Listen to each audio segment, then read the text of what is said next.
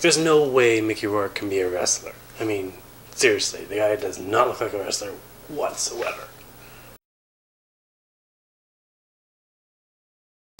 Okay, already going back on my word. So this movie with Mickey Rourke as a wrestler is actually a really good movie. I'm straightforward with you guys. As a wrestling fan, obviously, I watched this movie, so perhaps biased, but I don't really think so, because ultimately this movie is in two parts. He actually plays two different kind of characters.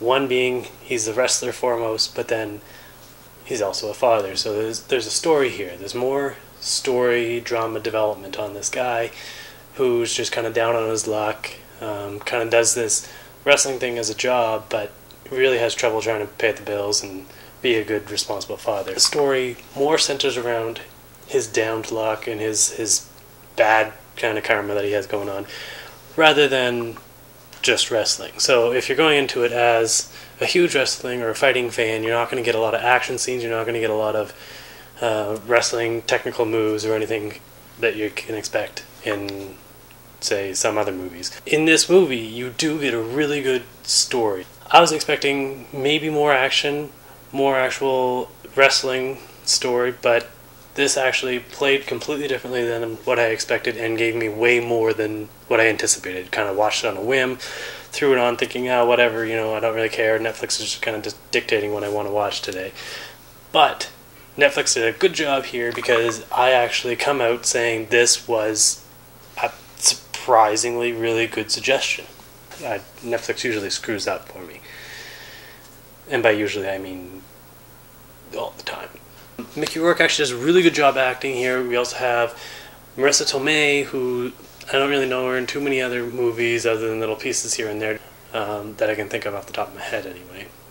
Which usually, as Tak's not here, nah, it's not happening. If Tak was here, I'm sure we could dig up some movie that she was in way back in like the early 80s. And yeah, I know twice that I'm going to be going back on my word in this one.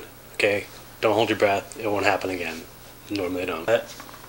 Mickey Rourke actually does some fighting scenes. I can't say he doesn't do any, because there is one in particular that happens in the end, or near the end, I think, rather, that he actually puts in a few technical moves here and there. Kind of surprises me, like, wow, he can throw a clothesline, or whatever he did. I can't remember now. But I was pleasantly surprised, again, that he can actually do these things. But I see why they didn't center around the wrestling aspect, because I'm sure he actually couldn't wrestle, say, like, you know, Triple H or Stone Cold Steve Austin, who's out there. So that's kind of dating me.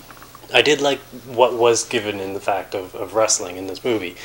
When I first went in thinking it was only going to be about wrestling and it was more about a story, more about a drama, normally when that happens to me, I'm thinking this is going to suck. I actually fell into the story. I actually like these kind of stories personally, of just people down on their luck who's actually a good guy but kind of a jerk sometimes and can have problems, some dark light into his story, because Tak points it out quite often. For wrestling fans, though, there are a couple cameo appearances spread in this movie. Only one that I've personally picked up, but I'm sure there was more because there's more other wrestlers in there that I probably just don't recognize. Overall, though, I would recommend this movie more for someone who's not a wrestling fan, more of a drama, because it did win some Oscar or award. I don't know, nor do I care about awards, for it being a good story, kind of good drama. So think of that first before you go in thinking I'm going to get some really nice fight scene with Mickey Rourke doing some like takedowns of some sort. So it's time for that rating, and Tak's not here again, sadly, so it's only going to be out of 5. I'm actually going to give this one 4 out of 5 flying elbows. Till then, on to the next review.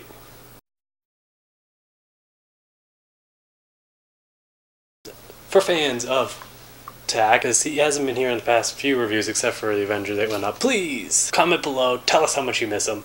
Maybe he'll come back and give us a few more reviews.